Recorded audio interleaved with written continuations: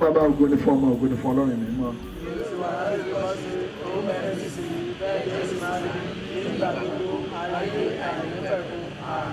Ọlọ́run ṣàánú fún wa gẹ́gẹ́ bí ìṣe ìfẹ́ rẹ gẹ́gẹ́ bí ìrọ́dọ̀ pàánù rẹ ní ìrékọjá wa nù kúrò wẹ̀wà lé àwẹ̀ mọ́ kúrò nínú àìsídé wa kí o sì wà nù kúrò nínú ẹ̀ṣẹ̀ wa nítorí tí àwa jẹ́wọ́ ìrékọjá wa nígbà gbogbo ní ẹ̀ṣẹ̀ wa ń bẹ níwájú wa ìwọ nìkan ṣoṣo ní àṣẹ̀ sí tí a ṣe búburú níwájú rẹ kí a lè dán láre nígbà tí wọ́n bá ń sọ̀rọ̀ kí ara rẹ kí o lè mọ́ nígbà tí wọ́n bá ṣe ìdájọ́ kíyèsí inú àṣírí agbébí wa nínú àṣírí agbébí wa àti inú ẹ̀ṣẹ̀ ní ìyá wa lóyún wa kíyèsí ìwọ mú òtítọ́ nínú àti ní ìhàkọ̀kọ̀ ní ìwé mu ọmọ ọgbọ́n fi ewé pọ́sù fọ̀ wá fẹ́ Jésù wẹ̀ wá àwọn èsì mọ́ wẹ̀ wá àwọn èsì fún jẹ̀gbọ̀n lọ mú wa gbé ayọ̀ àti inú dídùn kí àwọn egungun gbogbo àṣírí wa nù kúrò dáyà títún sínú wa Ọlọ́run kí o sì tún ọkàn ní oṣù sínú wa má ṣe sáwà sí kúrò níwájú rẹ kí o bá ti gbẹ̀ mọ́ ẹ lọ́wọ́ wa mú ayé gbọ̀dọ̀ padà wá kí o sì fẹ̀mí òmìnira gbé wa dúró kí o sì fi ẹ̀mí òmìnira gbé wa dúró nígbà náà ní àwọn máa kó àwọn olùkọ́jọ́ náà rẹ̀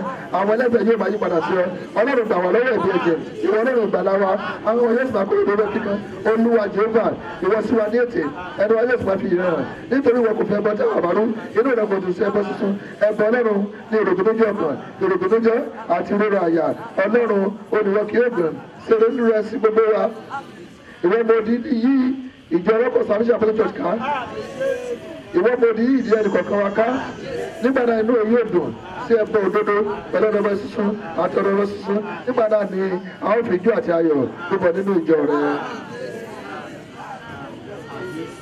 Olúwa Jèhófà ni ìmọ́lẹ̀ wa àti ìgbàlà wa ta ni àwọn bẹ̀rù Olúwa ni agbára ẹ̀mí wa àyà ta ni yóò fò wá nígbà tí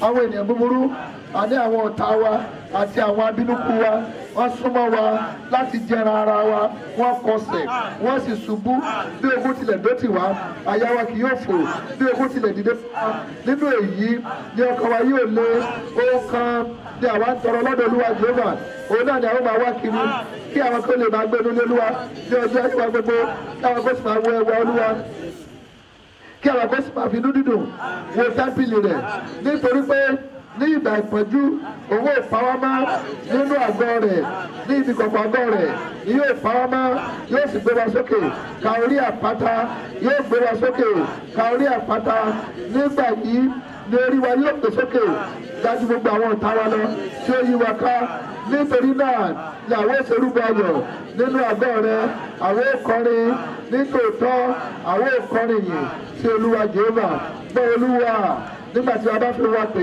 ṣàánú fún wa pẹ̀lú kí o sì dá wa lóhùn nígbà tí o wí pé ẹ máa wọ ojú mi ọkàn wa fọ pé ojú rẹ Olúwa ni àwọn ọba wà má ṣe pa ojú rẹ mọ́ kúrò lọ́dọ̀ wa má ṣe fi ìbínú sáwọn ìrẹsẹ̀ rẹ tì ìwọ ló ti ṣe ìrànlọ́wọ́ wa má fi wá sílẹ̀ bẹ́ẹ̀ ni kí o má ṣe kọ̀ wá Ọlọ́run ìgbàlà wa nígbà tí bàbá wa àti ìyá wa kọ̀ wá sílẹ̀ nígbà náà Olúwa Jèhófà yóò tẹ́wọ́ gbà wá kọ́ wa ní ọ̀nà rẹ Olúwa Jèhófà tó sì tọ́ wa ní ọ̀nà títọ́ rẹ nítorí àwọn ọ̀tá wa má ṣe fi wá lé ìfẹ́ àwọn ọ̀tá wa lọ́wọ́ má ṣe fi wá lé ìfẹ́ àwọn ọ̀tá wa lọ́wọ́ nítorí àwọn ẹlẹ́rìí èké dìde sí wa àti irú àwọn tí ń bì mí kà ṣùgbọ́n àwa ti gbàgbọ́ láti rí rí Olúwa Jèhófà ní ilẹ̀ alààyè lóde Olúwa tó sì tìdúkà yóò sì mọ̀ ní àyàlé mo ní lóde Olúwa.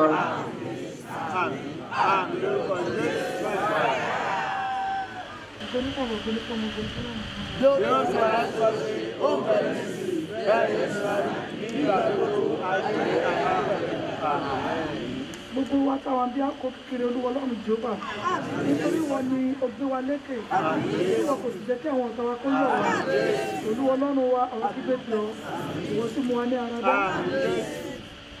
Olúwa ìwọ tí ọkàn wa jáde kó nínú ìsọ̀ òkú ìwọ tí pa wá mọ́ láàyè tí a kọ́ mọ́ bá lọ sí ilé o.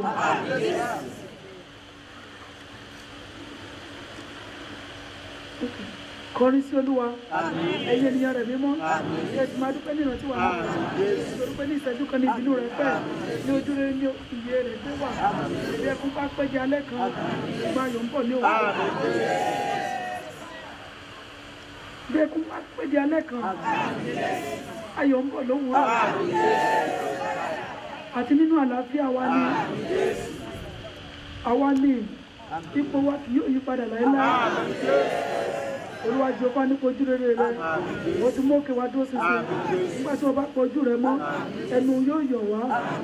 Àwa kí pé Olúwa Jèhófà àti sí Olúwa làwọn bẹ̀bẹ̀ gidigidi èrè kí ló wà ní ẹ̀jẹ̀ wa nígbà tá a bá lọ sí ní o èrìpẹ̀ ni ó máa yàn bí òní ò mọ̀ sọ̀rọ̀ títọ̀ rẹ bí fún Olúwa Jèhófà kí o ṣàánú fún gbogbo wa. Olúwa ìwọ máa ṣe olùrànlọ́wọ́ wa. Ìwọ ti sọ ìkánu wa di ijó fún wa. Ìwọ ti bá aṣọ fọ̀ kúrò lọ́rùn wa. Ìwọ fẹ́rẹ̀ bù wá ní àmúrè. Nítorí ìdè ní kí ogun akọ́ máa kọrin sí ọ. Gbogbo ìṣe dákẹ́. Olúwa Ọlọ́run wa. Àwọn máa fi yìn fún láéláé.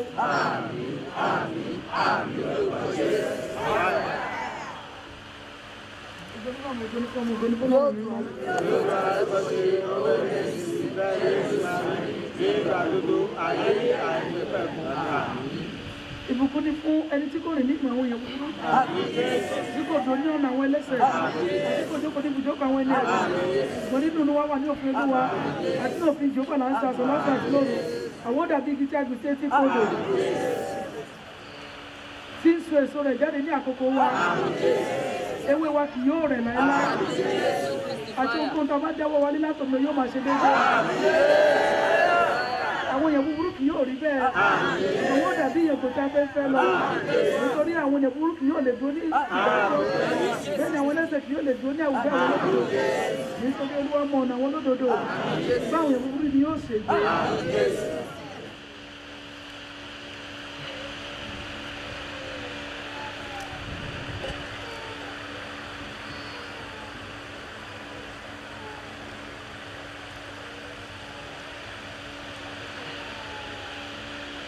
Nígbà tí Olúwa mú ìkólọ wa padà wá, àwọn dàbí ẹni tó ń lá àlá. Nígbà náà ni ẹnu wa kún fún ẹ̀rín àti àwọn wa kọ orin.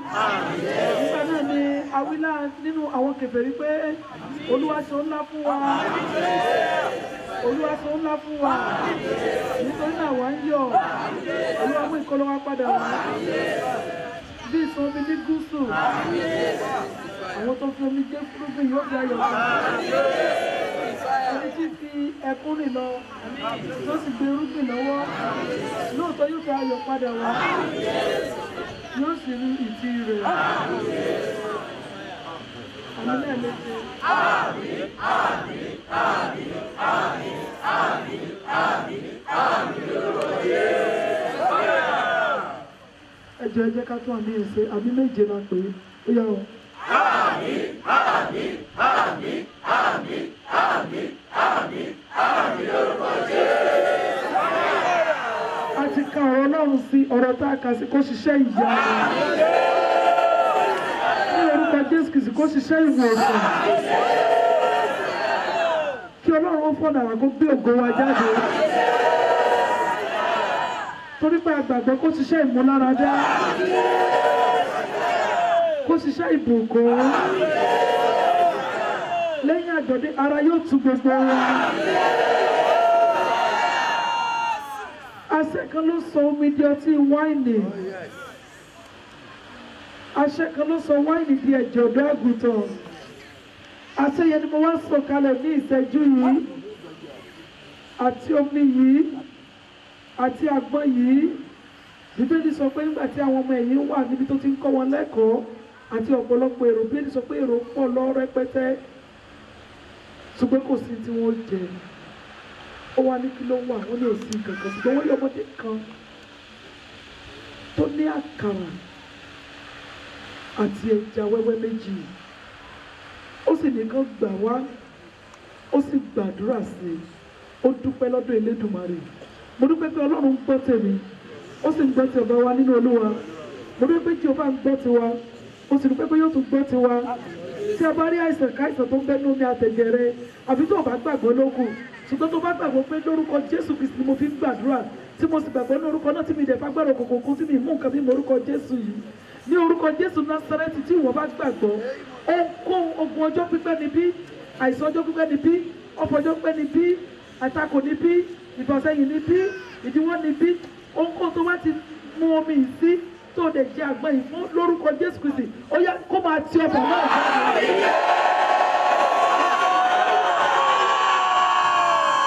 Gbogbo ọ̀bà tó wà ní ẹ̀jẹ̀ ni ètò wà ní omi ara ètò wà nínú ikùn ètò wà ní ọpọlọ ọfà ìsínwó níbí. Ọlọ́run ìpè méjì tó di ẹyọ kan mẹ́sẹ̀jì kan jáde ní ṣé ìjẹta àbíjọ́wọ́ ni mi ò mọ̀ gbàtọ́ ní mẹ́sẹ̀jì ẹni ẹ wá rí mi ó ní mẹ́sẹ̀jì jáde pé bóyá gbà tí mo wà ní ọ̀mì àdónù wípé ogun ọfà ìsínwó pé ó wà lára ẹnìkan ẹni òun ni kìíní yẹn ń ṣe gbogbo tí ṣe ọfà ìsínwó lára ẹnikẹ́ni ọfà kánsà lára ẹnikẹ́ni ọfà fibroid nínú ẹnikẹ́ni ọfà kidney failure níbí liver failure níbí bí ìfẹ́ forúkọ tí ìbá máa jẹ ogun àmúbọ́ níbí àtakò níbí gbogbo tó dàbí àìsàn ogun àmì ìdààmú wàhálà láyé mi láyé rẹ ẹ̀jẹ̀ Jésù Kristi ẹ̀jẹ̀ ọ̀dọ́ àgùntàn ó yẹ kó máa wò wá sí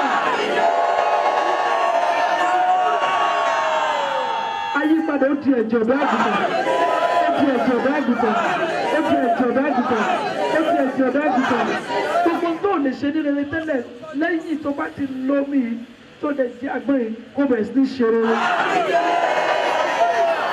Olúwa ò ṣe bẹ́ẹ̀ Jésù Kristi Olúwa wa.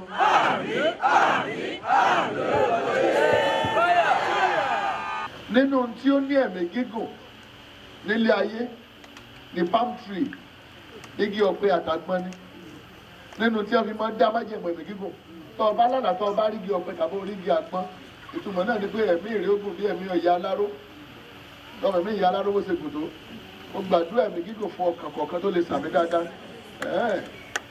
Only your job, only even in their old age, he said they will still continue to be prosperous and fruitful. Even in your old age, may you continue to prosper and to be fruitful in the mighty name of Jesus. Amen. Fire. Amen. Fire. Ọlọ́run tó ń jẹ́ ìpè ní. Élímù ní ibi ìsinmi tí wọ́n ti dúró láti sinmi. Nígbà tí wọ́n jáde kúrò ní ilẹ̀ ìlérí kí wọ́n á náà bẹ ní Élímù ọ̀pẹ ni o kí wọ́n á ṣe date farm ní tiwọn ọbẹ̀ rẹ̀ yẹn ti sinmi tí wọ́n ti ní ìtura láti òní lọ gbogbo ọkàn tó lè pariwo àmì mo pàṣẹ ìtura kó wọnú ilé ẹnì kọ̀ọ̀kan ní Jésù Kristi fire. Nígbà wọn pe bẹ̀ ní ilé Élímù báwọn débi ìsinmi gbogbo ọkàn tó sàmì ilé etí àtẹ̀mí ayé rẹ̀ àtẹ̀mí oníkàwá náà kò ní ìsinmi ní Jésù Kristi fire. Nǹkan kan tó wà lára ọ̀pẹ tá a máa wọ́n di palm frond ìmọ̀ ọ̀pẹ tí a bá jà báyìí it signifies peace. Ìtumọ̀ náà ni pé ogun ṣe kí ni o ogun tán tí a bá ti já ìmọ̀ ọ̀pẹ fún yàn ó sọ pé àlàáfíà ni.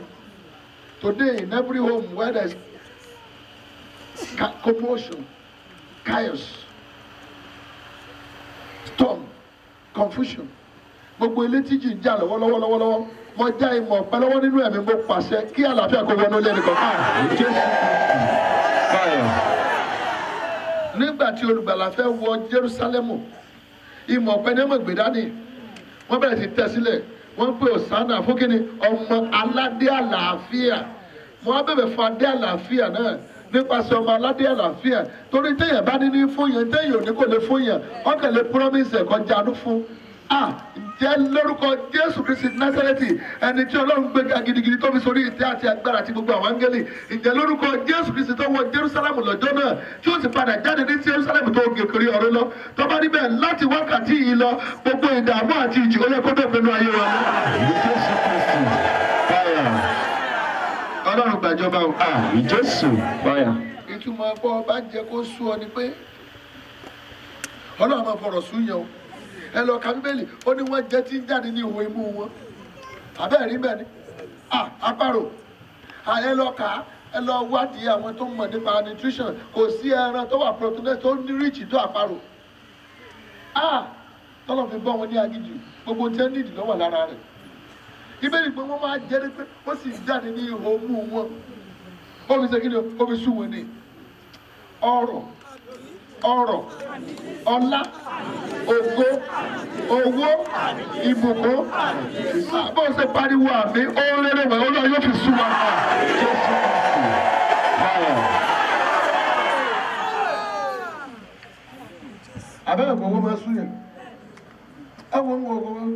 ẹ ti sọ́ọ̀bù èèyàn ẹ ti sọ́ọ̀bù ẹlòmíì ti sùn sọ́ọ̀bù kọ́lẹ́ ní bèrè jíńtà ẹlòmíì fúnra ẹ̀ ní òkè ti sọ́ọ̀bù tó gẹ́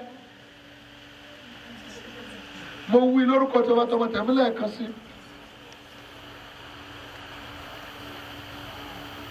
ìtumọ̀ náà ni pé bíbélì sọ nínú ìwé Éfésù ó ní ọba tó lè ṣe ju bí a ṣe rò àti bí a ti ṣe ń béèrè lọ. He can do more exceedingly more far better than what we even think or imagine. Tó bá lè ṣe ju táwa gan béèrè lọ ju tó béèrè ju tí mò ń béèrè lọ Olúwa kó dá wa lónìí lẹ́nu. Ọrẹ rẹ kó lè ṣèdíjí àdúrà náà Jésù Kristi yóò gòkè Jésù yóò ṣètò ẹwọ́ bẹ̀ á fi lànà fún wa ọ̀rẹ́ fún Jésù láwa Jésù tọ́lọ́run ìdàpọ̀ tí ẹ̀mí mọ́ Jésù gbogbo wa mú ó lànà lágéjù ó pèsè fún àìní wa lárí àdúgbà Jésù láti sin yín lọ àti láéláé. Àmín, àmín, àmín lórúkọ Jésù. Fire. Hallelujah, méje hallelujah, hallelujah, hallelujah, hallelujah, hallelujah, hallelujah, hallelujah. Forí balẹ̀ fún Ọlọ́run, forí balẹ̀ fún Ọlọ́run. Kò sí Jésù ní Olúwa Ọlọ́run rẹ nìkan ni kí ìwọ máa forí balẹ̀ fún, òun ni kí ìwọ sì máa sìn. Olúwa Ọlọ́run rẹ ni kí ìwọ máa forí balẹ̀ fún, òun ni kí ìwọ sì máa sìn. We just want to say,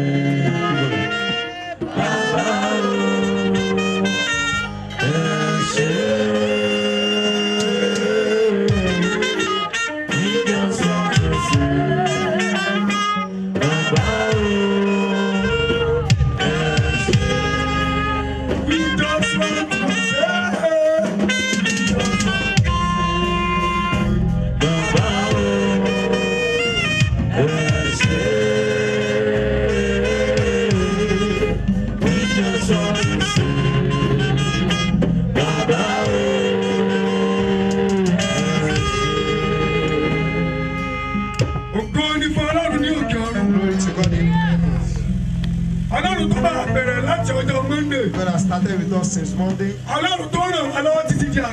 has helped us to this moment. Don't allow any evil thing to happen amidst us. We give glory to you in the first day. On the second day, we give you thanks on the third day. We saw your mighty hands on the this is the fourth day that you will be king. Accept our prayer and thanksgiving in Jesus' name.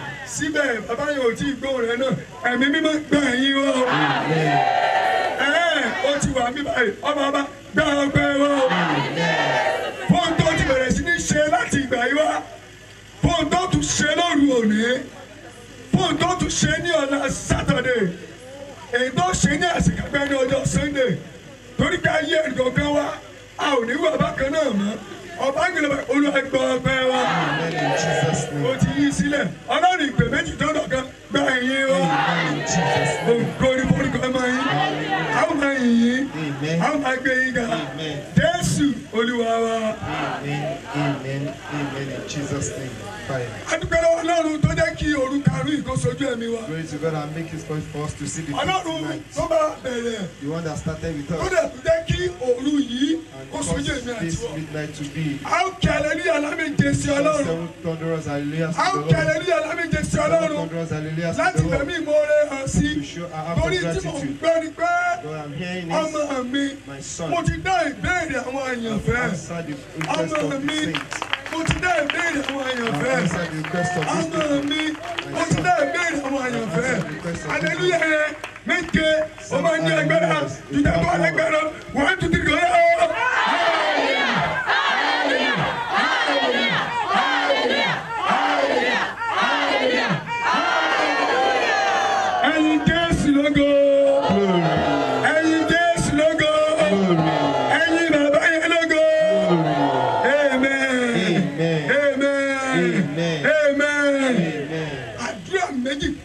Just 2 prayer points. Now I want us to pray. Start everything. I wanted to pray this prayer.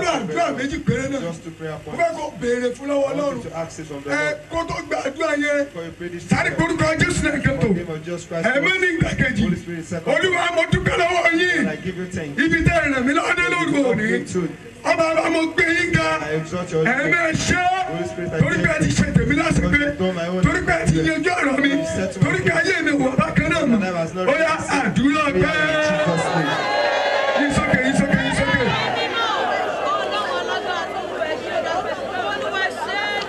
ẹ̀mẹ́ mo yìn ọ́ lógo àdúgbò ọ̀dọ́ mo gbé ọ̀gá ọlọ́run mi ò ṣe ẹ̀mẹ́ ò ṣe ẹ̀mẹ́ ò ṣe ọba mi ò ṣe ọlọ́run mi ò ṣe olùwàbẹ́ mi ò ṣe ọba bá dúpẹ́ àdúgbò ọjọ́ yìí fún mi tó bá iṣẹ́ ayé mi dé fún mi tó ti bẹ̀rẹ̀ fún mi tó bá dé lọ́wọ́ báyìí níbi tí o máa lọ parí ẹ̀ sí ògo ní forúkọ ọmọ rẹ̀ Jésù Olúwa wa Jésù Olúwa wa.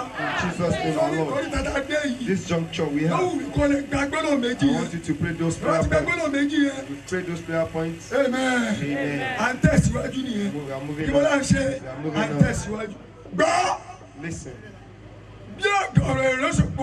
As many people have.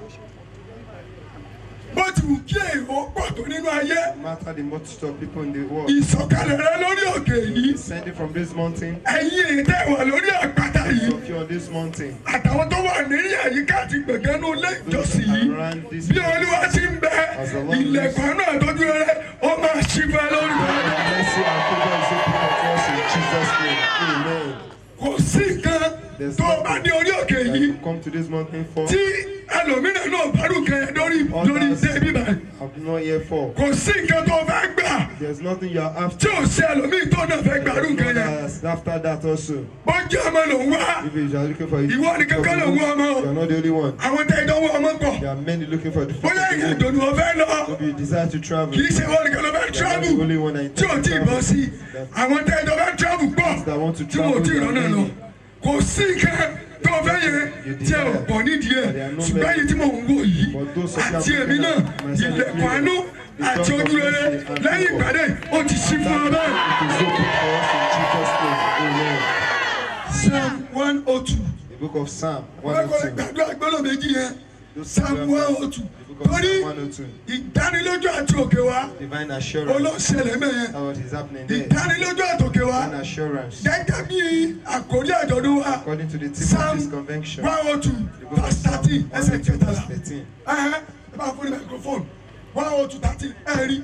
Ìwọ ó dìde. Máa gbọ́ arúgbó ọjọ́ ló ń sọ̀rọ̀ mẹ́yẹn ọlọ́run ìpè méjì tó dọ̀kan olóńsọ̀rọ̀ láàrin yẹn ó ní wò ó. Owó dìde. Ìwọ ó dìde. Ìwọ ṣàánú fún Síónì. Yóò ṣàánú fún àwọn ọmọ olúborí. Mo láìkí ẹ, mo láìkí ẹ. Àwọn ọmọ olúborí. Mo láìkí ẹ.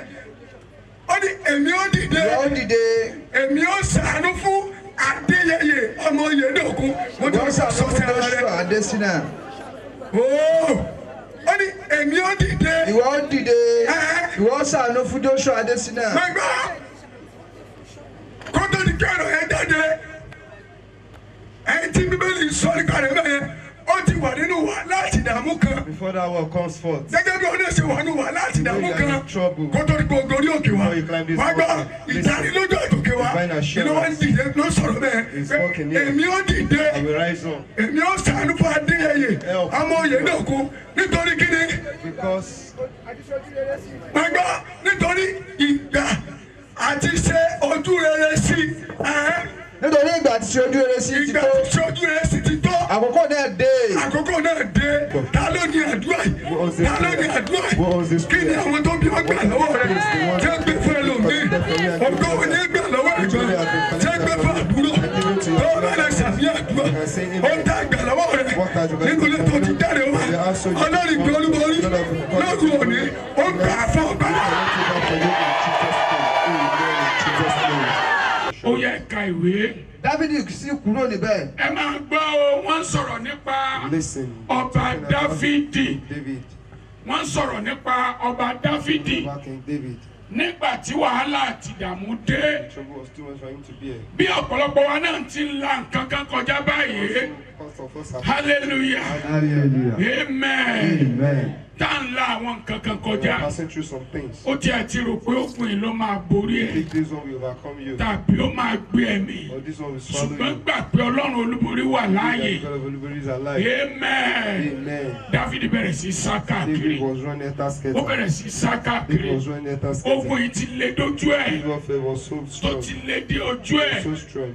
tó nǹkan ti fẹ́ yọ̀ǹda ẹ̀mí ara ẹ̀ Almost the thing God has pé seen. ikú tiẹ̀ ìyá jẹ̀ sí lọ That it is better to die. hallelujah hallelujah. ẹ ka ìwé yẹn Dáfídì sì kúrò níbẹ̀ ó kúrò níbẹ̀ ó sì sá sí ihò Adúlámù ẹ̀hẹ́. nígbà tí àwọn arákùnrin rẹ̀ ẹ máa gbọ́ o ẹ máa gbọ́ o nígbà tó sá sí inú ihò Adúlámù Hid himself in that cave. ẹ máa worú àwọn tó lọ sátọ̀ lọ Listen to those that ẹ máa worú àwọn èèyàn tí wọ́n jọ ń gbé those that was living. wàá gbàdúrà lórí òní o Pray this night. hallelujah hallelujah. ẹ kàwé àwọn arákùnrin rẹ̀ àwọn arákùnrin àti rẹ̀ ìdílé bàbá rẹ̀ ìdílé bàbá sì rẹ̀ gbọ́ Ẹ̀hẹ́. wọ́n sọ̀kalẹ̀ tọ̀ ọ́ níbẹ̀ wọ́n lọ bá ń bẹ̀.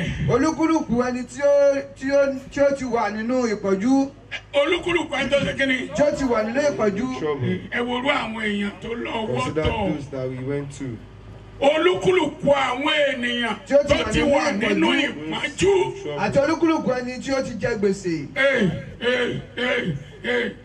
sọ gbàdúrà lóru òní You pray tonight ṣé lórí ìjókòó yẹn when you sit here, níbi tó gbé tó gbé when you are dozing. ọjẹ́ dìde Rest to your feet. ọjẹ́ dìde lórí ẹsẹ̀ rẹ ẹ tún bẹ̀rẹ̀ àwọn wo ni ọjọ́ ní ọlọ́ba. olúkúlùkù ẹni tí ó ti wà nínú ìpọ́njú ọ̀ya àti olúkúlùkù àwọn tí ó ti wà nínú gbèsè àwọn tó ti jẹ gbèsè àti olúkúlùkù ẹni tí ó wà nínú ìbànújẹ́ ṣe gbọ́ báyìí sì kó ara wọn jọ wọ́n wá kóra àwọn jọ sọ́dọ̀ rẹ̀ sọ́dọ̀ òun rẹ̀ sì jẹ́ olórí wọn hallelujah olórí àwọn wo ni olórí àwọn Àwọn gbèsè. gbèsè àwọn onípọ̀jù ìbànújẹ́ àwọn oníbànújẹ́. wọ́n á gbàdúrà wọ́n mi bọ̀ láàrin àwọn èèyàn lásán torí pé dáàdì mi ti wà ní Because my daddy is here with us. ó ti tó àkókò The báyìí time has come. tí ọ̀rọ̀ ó jáde That the word is coming out. tí àṣẹ ó dẹ̀ And tẹ̀lé authority will follow. ọ̀tọ̀ ní kí ọ̀rọ̀ jáde One thing is for the word to come out. ọ̀tọ̀ ní kí àṣẹ And tẹ̀lé that is for authority to back ẹni it up tá a to fún ní the ọ̀rọ̀ one that is given the sound word tá a sì fún ní àṣẹ and is given authority láti tú to set free láti dè and to band, láti ṣe ogun ọjọ́ pípẹ́ conquer ancient warfare. bíbélì wípé The Bible says, ó rán ọ̀rọ̀ rẹ̀ send forth his word ó sì mú wọn lára dá and he let them. àwọn wo ló fi ọ̀rọ̀ rán Are those that is sent irú àwọn bàbá mi to execute word like my irú àwọn father, bàbá mi people like my irú father, àwọn màmá and mi my mother, irú àwọn màmá my mi mother, tá a fi ọ̀rọ̀ rán that sent by tí the wọ́n word, dẹ̀ ń lò ó and they have been using tí the word. àṣẹ́dẹ̀ ń tẹ̀lé Authority ó tó back tó it. àkókò báyìí Time has come again. ọlọ́run tó fẹ́ fọ́ God wanted to speak láti inú ayé wọn from him. mo fi tọ̀wọ̀tọ̀wọ̀ With dárúkọ honor, I mention his name. bàbá mi nínú olúwa My father in the Lord. ìránṣẹ́ ọlọ́run àlàyé He's a servant of the living olùṣọ́ God. àgùntàn ni wọ́n He's a reverend. ajínrere ni He's a wọ́n great evangelist. olùkọ́ ni wọ́n He's a great teacher. apostol ni He's an wọ́n apostle. mo ń fi tọ̀wọ̀tọ̀wọ̀ With dárúkọ honor, I introduce my father. My father, Israel Adémọ́lá Ademola àyànfẹ́ Ayefe ọmọ olúborí Omolubori. àtẹ́wọ̀ rẹ̀ dáadáa You can do better. Give applause to the Lord. Give applause to the Lord. Give applause to the Lord. You can do better. àtẹ́wọ̀ rẹ̀ dáadáa.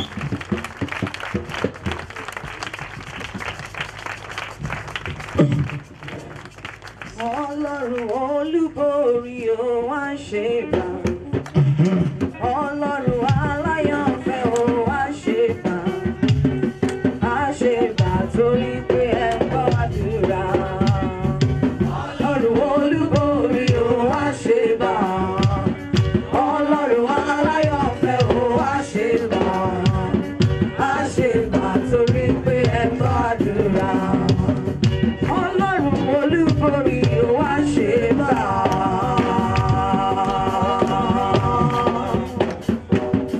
Ọlọ́run aláyọ̀fẹ́ ó wá ṣe bá.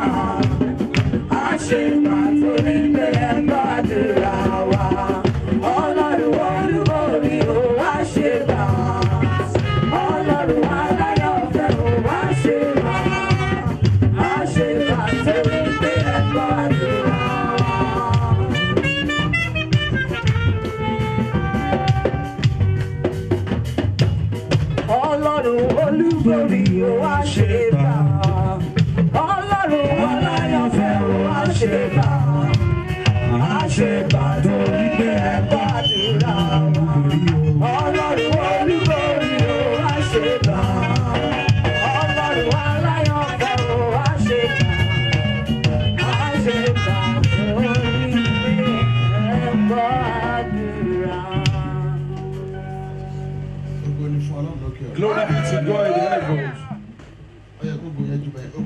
ọlọ́run lókè ọ̀run.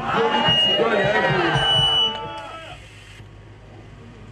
Ó dàbí ẹni pé àwọn ọkùnrin ló ń ké. It's like the men are the only one giving glory to God. Okay, ẹ jẹ́ àwọn èèyàn obìnrin. Let's Ògo ni fún look ọlọ́run at lókè ọ̀run. women's side. Ọwọ́ ẹ̀kọ́ ọgbọ́n oṣù nídàájọ́ náà ni. I want to judge one another. Men.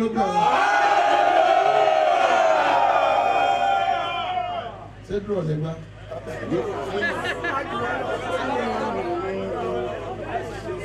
Okay, ẹ̀yin obìnrin ẹ ká hallelujah lákàá.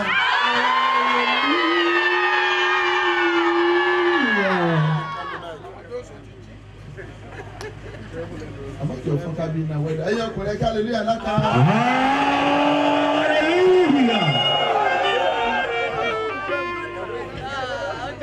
Ẹ̀yin obìnrin ẹ sì dájọ́ ta ló wẹ̀ nù.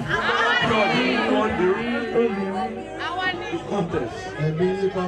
It's not your fault. Bá a fún wèrè lọ́kọ́.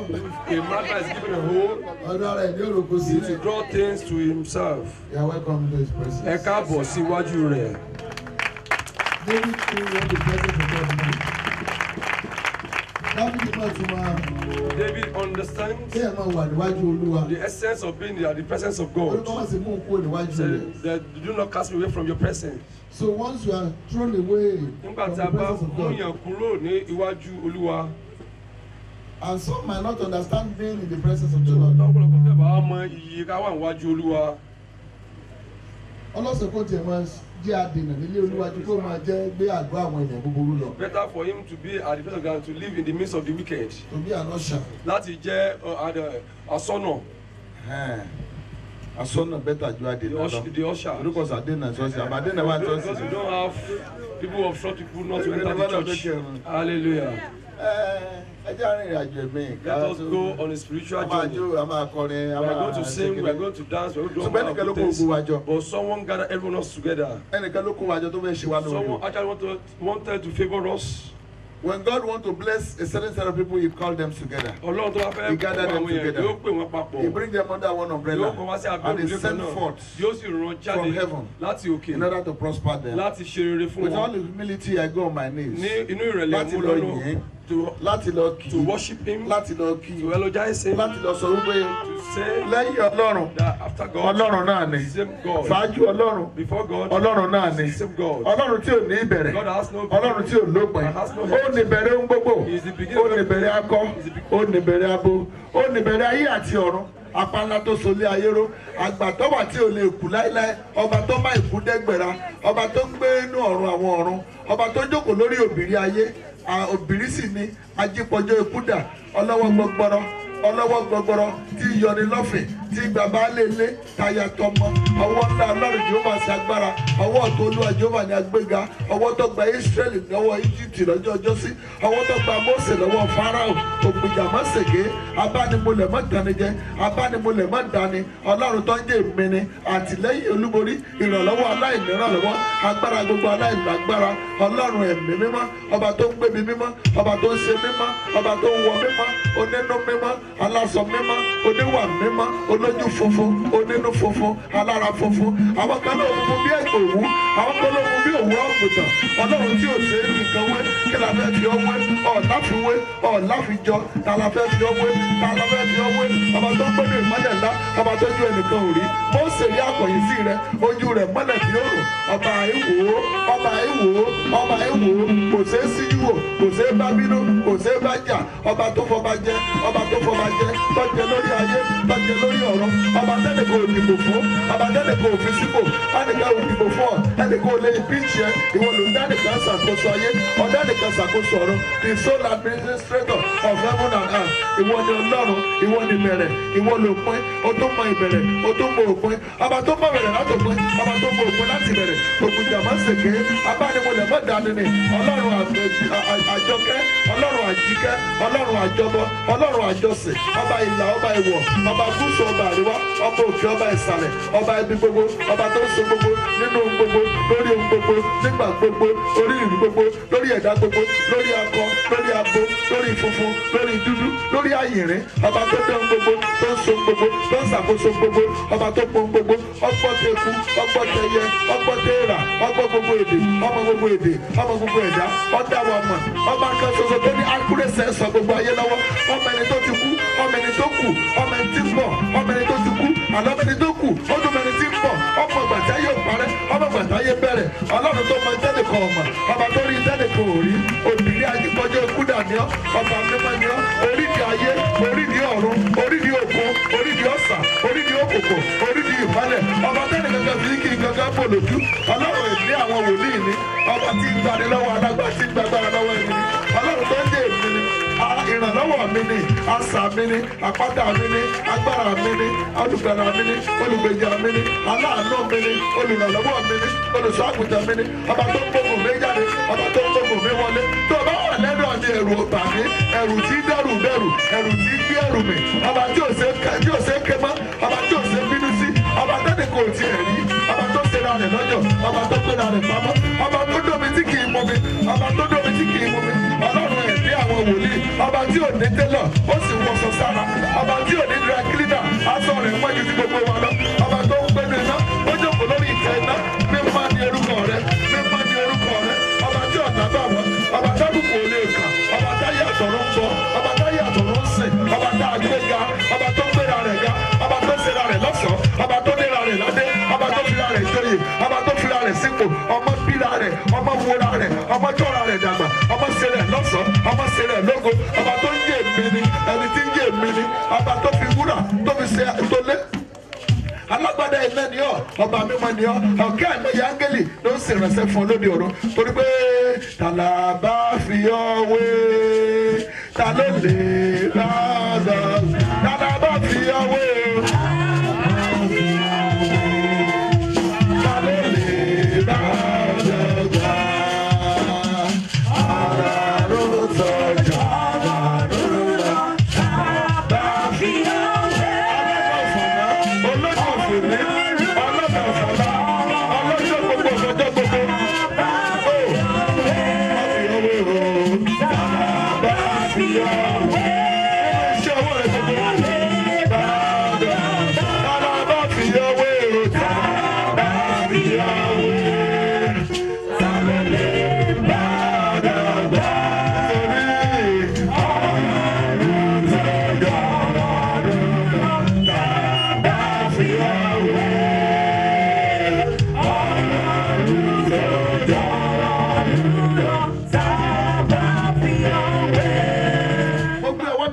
I raise up the holy hand to the Lord. Ogun àṣedànù. Ogun àṣeèrí. Every failure. Nínú ayé rẹ lẹ́nu, ó yẹ kó dókun. Mo gbé ọwọ́ ọ̀tún sókè. I raise up my right hand. Sí ẹni tó fi ọwọ́ ọ̀tún rẹ̀ búra. Fún ẹni tó fi agbára rẹ̀ búra. Ó ní ọkà rẹ̀. He said your corn. Ọkà rẹ̀. Your corn. Ètò ògbè. That you are planted. Ètò ògbè. That you are planted. Ní ìgbà ìkórè. In time of harvest. Ó ní kò ní fi fún ọ̀tá jẹ́. That you will not give it to your enemy anymore. If you can say Sunday man. Lórúkọ Jésù ọ̀tọ̀ ò ní jẹ́ iṣẹ́ rẹ̀ mọ́. You might not understand yet. O lè má yé ọba yìí. If I take you to the book of Judges chapter 6. Tí bá mú ọ lọ sínú ìwé àwọn onídàájọ́ orí kẹfà. We found out that the Israelites were planting. Àwọn ọmọ Ísírẹ́lì wọ́n ń gbìn. The Moabites were eating it. Àwọn ọ̀tá wọn náà ni wọ́n jẹ. Even when the enemies are coming, they will hide. Ngbà táwọn ọ̀tá bá bọ̀ You remember even Gideon was hiding. Gideon nìkan òun kẹsàn pamọ́. They could not deliver themselves. Wọn ò lè gbára wọn là. And the enemies will wait. Àwọn ọ̀tá ó sì wà dúró. They will not stop them. Wọn ò ní dá wọn dúró. From clearing the bushes. Láti má san òkú. They will not stop them. Wọn ò ní dá wọn dúró. From preparing heaps. Láti má sẹ̀ They will not stop them. Wọn ò ní dá wọn lẹ́kọ̀ọ́. From planting the seeds. Láti má gbin àwọn. They will not stop them. Wọn ò ní dá wọn dúró. Wọn ò ní pé wọ́n má gbìn. They will not stop them from Wọn ò ní pé wọ́n má roko mọ́. They will not stop from taking Wọn ò ní pé wọ́n dàgbà. Àwọn àjọpọ̀ ń ṣòwò, jọpọ̀ ń ṣòwò, jọpọ̀ ń jèrè. So they will allow them to labour. Wọ́n fún wọn láti ṣe làálàá. Ọ̀pọ̀lọpọ̀ ṣiṣẹ́ gan o. Many labour. But ẹbí pé ẹjọ́ tẹ̀tí sẹ́nẹ̀ kílẹ̀ sí. Ask them what have you got àbí bí ó ṣe gbé alákàn fún. Wípé epo tí alákàn ti ń ṣe láti bí ọdún mẹ́jọ, wọ́n ní kọ̀ọ̀kan gbọ́dọ̀. The level of trust hasn't gotten to, I mean, a peak, a meek. Alákàn wọ́n ní ṣe pọ̀ abẹ́ẹ̀kọ́. Lọ́dún mẹ́jọ, òkun agodo sóró.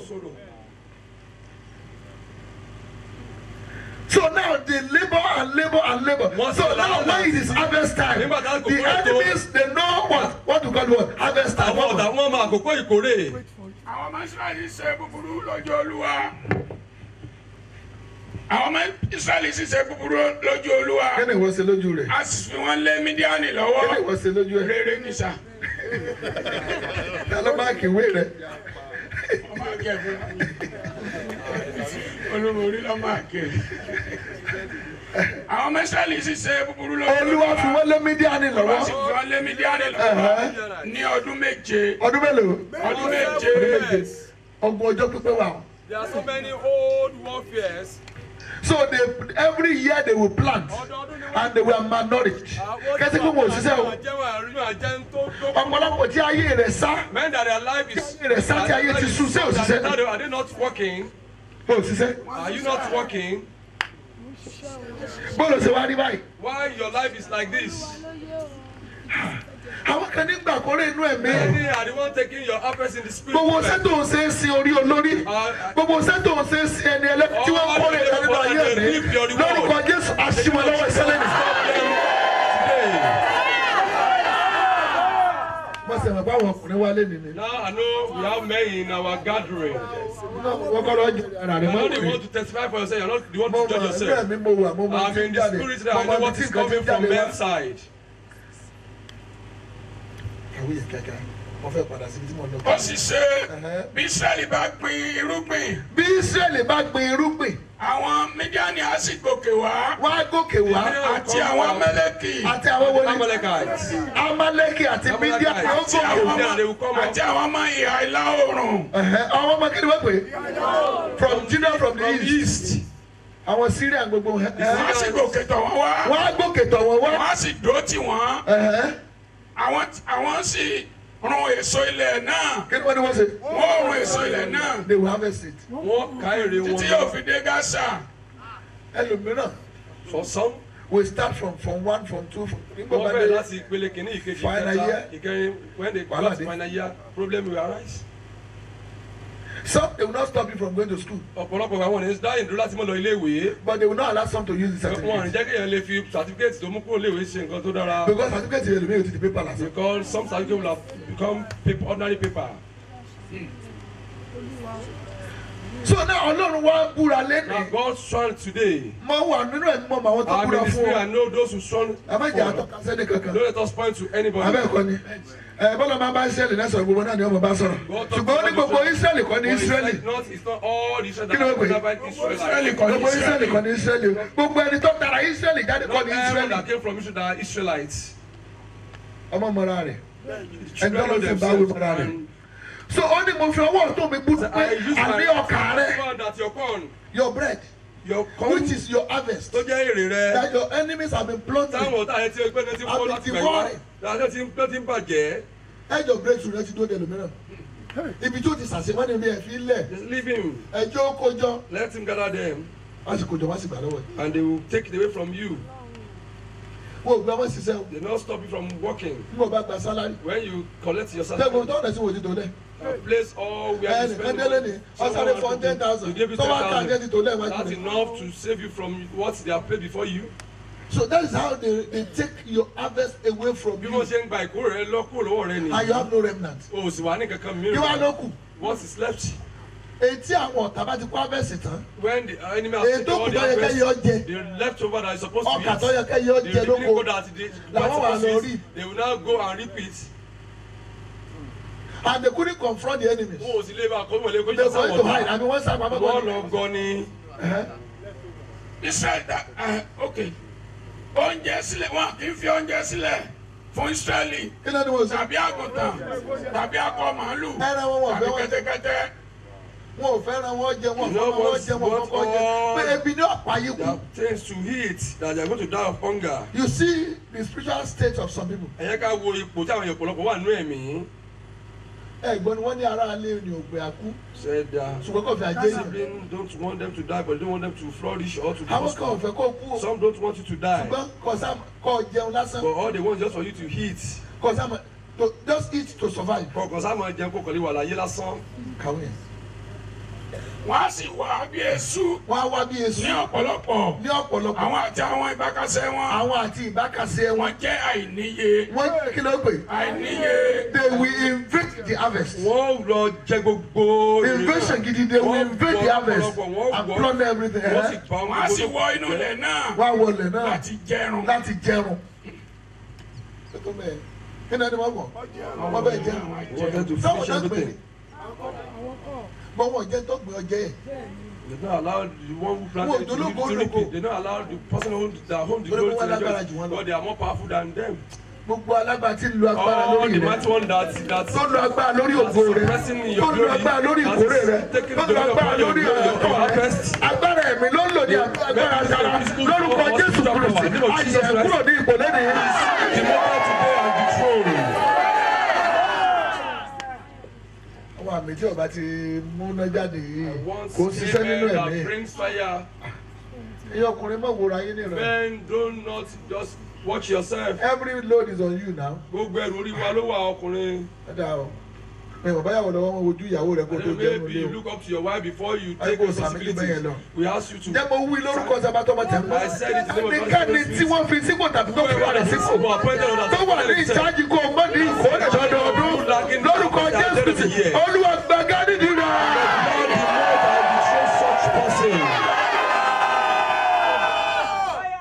Pẹ̀lú fi orókùn mi kúnlẹ̀ I níwájú also rẹ̀. go on my knee before you, Níwájú Ọlọ́run àwọn before Ọlọ́run. God of all gods. Ọba àwọn ọba. The Lord of lords. Ìjìnlẹ̀. The ancient ones. Aláàánú jùlọ. The most merciful. Ọlọ́run tí ó dàbí ènìyàn. Someone that's not like man. Ọlọ́run tí gbogbo ayé ń wá sí orí òkè Lord yìí. that all people look for on this mountain. Oríṣiríṣi orílẹ̀-èdè làwọn èèyàn ti dé síbí People yìí coming from láti different parts of Monday. the world since last London, Monday. America, From London, Canada, from America, oríṣiríṣi from ìlú all manner of countries. ni àwọn èèyàn ti wá síbí. They came from all Ọ̀pọ̀lọpọ̀ wá different láti parts of the Abuja, world. láti Some Èkó. came from Abuja, from Lagos. Wọn ò wọlé mi wá o. They have not come to see me. Tí wọn ò bá rí mi. If they didn't see me, they could go. Wọn ò wá bàbá. They have not come to see Daddy Olúborí. Ṣùgbọ́n wọ́n wá Jehovah wá. But they have come to see Jehovah. Wọ́n wá Jésù Kristi They have wá. come to see Christ Wọ́n wá Jehovah. ẹni tó dáhùn àdúrà They pẹ̀lú have iná. come to see the one that answered Wọ́n wá prayer ẹni tó by dáhùn fire. àdúrà pẹ̀lú They have come àrá. to see the one that answered Wọ́n ti prayer by gbọ́ thunder. They have heard the goodness of this Wọ́n ti rí mountain. iṣẹ́ They àmì have àti iṣẹ́ seen the ìyanu mighty tí work Ọlọ́run. that God has been performing on this mountain. Wọ́n ti rí ọwọ́ agbára tó lọ́wọ́. They have seen the mighty hand of God on this mountain. Ẹlòmíràn gan tẹ̀ wọlé òkè kò bá wa kò rí wa. Many did not have an encounter with us, but they spoke to God on this mountain. Ọlọ́run sì gbọ́. And God answered. A ò lè káyé àjọ tó ti dán lọ́wọ́. We can't, it is countless people that have A gone lè káyé aláìsàn tó ti yàn fún It is ikú. countless people who are supposed to die Ṣé that ti are living òkú now. ọmọkùnrin tó gbé wá níjọ́ yẹn ni? Tí ìwọ Ọlọ́run sì jí. Nígbà tí bàbá wa ní ká máa kọrin ọgbẹ́ When yìí our ká. pastor said we should sing second Ọlọ́run praise ìpè méjì standing, tó di. God of God that became one. A lè káyé ìrìn àjò àwẹ̀ àtàdúrà. We can't say the number of fasting and prayer we have engaged. Gbọ́ pé And we tó ń believe dáhùn that nígbà ni. God that answers in the olden days, Tó ń dáhùn lọ́wọ́lọ́wọ́. that is answering now, Òun náà ni ó tún máa dá wa and He lóhùn. continue to answer us. Níwọ̀n gbà tá a ní àrìmọ́lẹ̀. As long as you don't have anything to Tá a on lè the fi ground, nǹkan míì I kún. don't any other to do not add anything to the name of God. I will not go to any Tá a lè lo initiation. agbára I will not òkùnkùn. use the power of the darkness. Èmi mọ̀ pé gbogbo agbára tó wù kó I dùn know ọ́. whatever power that is bound you, Pẹ̀lú ọrẹ tó fi sílẹ̀ all the yìí. offering you have dropped, Agbára náà ó di òkú lónìí. Jesus' name. Àní tá a bá rí agbára kágbára. If there's any power Tó ní àdúrà tí mo fẹ́ gbẹ́ yóò kán ní wàhálà that said ìsàmì a prayer what I'm méje. about to say is Á going dẹ̀ to gbé come to máìkì fún àwọn. answer. You are going to say amen 7 times. Ọlọ́run ìpè méjì tó di God of ẹyọ. God that became one. Orin tó fi máa sáré wá sí orí òkè. What is meant to quickly Àbí méje mo fẹ́ kó ṣe o. 7 amen. Tó o bá fi ọrẹ sí bí o If mẹ́ta you kó don't sáré drop fi sílẹ̀. amen, come and do that. Tó bá wà lórí àpẹta tó ti If you fọrẹ are on sílẹ̀ prayer and you haven't dropped your offering, quickly do Orin that. tó máa wá sáré dúpẹ́ lórí òkè It's yìí. something that will bring you to the mountain to come and testify. Even before the time you expected. Dípò kó o wá tún àdúrà gbà lórí òkè Instead of mímọ́ come yìí. and pray again. Orin tó sáré wá jẹ́rìí Now rẹ̀ for you to kíákíá. come and testify quickly on the Tí àwọn ará mountain. orí òkè ó ní kí lè wá ṣe. Everyone say, why have you come to the mountain again? Àti mọ́mí mọ̀ pé ń bọ̀. The mommy know that you are coming. Mo ti pe mọ́mí. I have informed Mo ti pe mommy. dádì. I have called daddy. Àmọ́ mo wá jẹ́rìí. But I have come to testify. Bó bá ṣe pé Ọlọ́run ló pe àbọ̀wọ́ Even ìṣẹ̀lẹ̀ if ìfẹ́ God called my olúborí. daddy Olúborí, Tí ò pera rẹ̀. I did not call Bí Ọlọ́run himself. bá pè mí tí mi ò If pera God mi. has come, I did not Irú call orin myself. àtìyá ló fẹ́. Ó yẹ ẹ gbà